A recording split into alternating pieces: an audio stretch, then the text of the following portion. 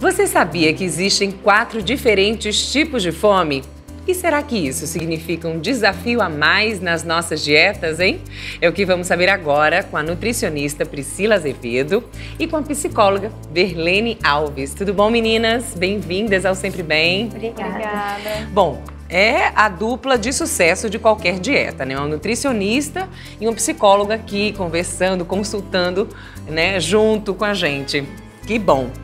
Para começar, doutora Priscila, explica pra gente qual a diferença da fome e da vontade de comer. Ou seja, da fome fisiológica, né, aquela fome verdadeira, e aquela fome específica. Eu tô com vontade de comer um pudim, por exemplo. A fome fisiológica é uma resposta do corpo. Então, assim, o corpo está necessitado de alimento, né, de glicose e dos nutrientes que o alimento tem, mas ele não está tendo.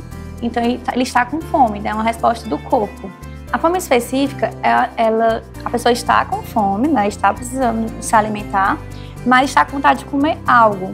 Geralmente é um alimento que a pessoa gosta, que faz tempo que ela não consumiu, ou então está ligada a um dia que geralmente na dia de segunda come esse tipo de alimento, e já está ligado a alguma coisa. Porque isso existe, né, doutora Verlene? Às vezes a gente, eu tô com muita vontade de comer um brigadeiro de panela, por exemplo. E é interessante perceber que o emocional, ele está presente não só na fome emocional, mas o emocional está presente em todos os tipos de fome. Porque vamos supor que a fome fisiológica, ela traz aspectos emocionais consigo também. É muito comum quando a pessoa está com fome ficar o quê?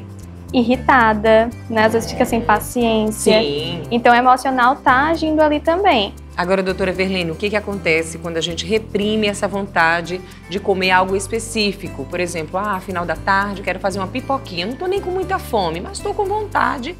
Se essa repressão dessa fome, ela vem acompanhada por um medo muito intenso que cause sofrimento psíquico para a pessoa, é muito importante que a pessoa ela busque ajuda e busque escutar sobre esse sofrimento dela, sobre esse medo e essa repressão da vontade de comer. Agora, é importante que a pessoa leve em consideração se está causando sofrimento psíquico, sentir essa fome ou não. O que acontece com a nossa mente quando a gente se depara com a mesa dessas? Por exemplo, cheia de guloseimas, de coisas gordurosas, tentadoras, o que acontece? Os sabores, eles trazem emoções, né, Priscila? Isso. Então, tanto de fome, como de sensações de corpo, como também de lembranças. Pizza.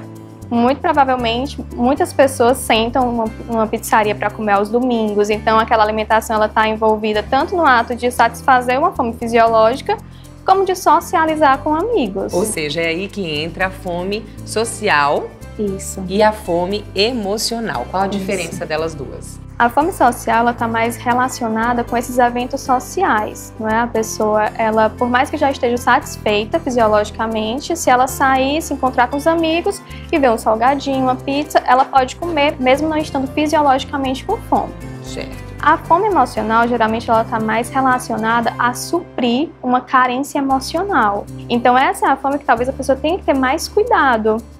Porque muitas vezes a pessoa ela quer suprir aquela carência emocional, ou uma ansiedade, ou uma tristeza, mas não está resolvendo o problema em si.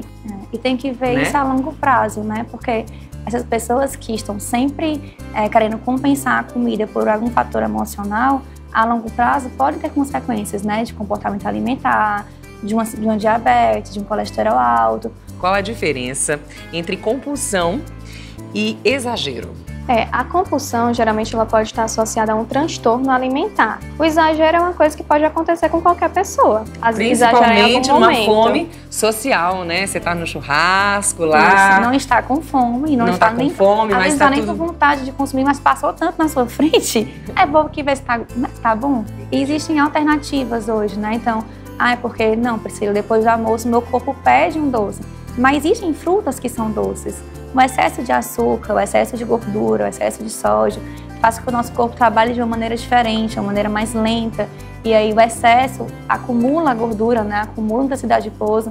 Então tudo isso tem consequências muito graves, né? Então assim, hoje existem vários alimentos que são saudáveis, que são sem glúten, sem lactose, que são muito saborosos.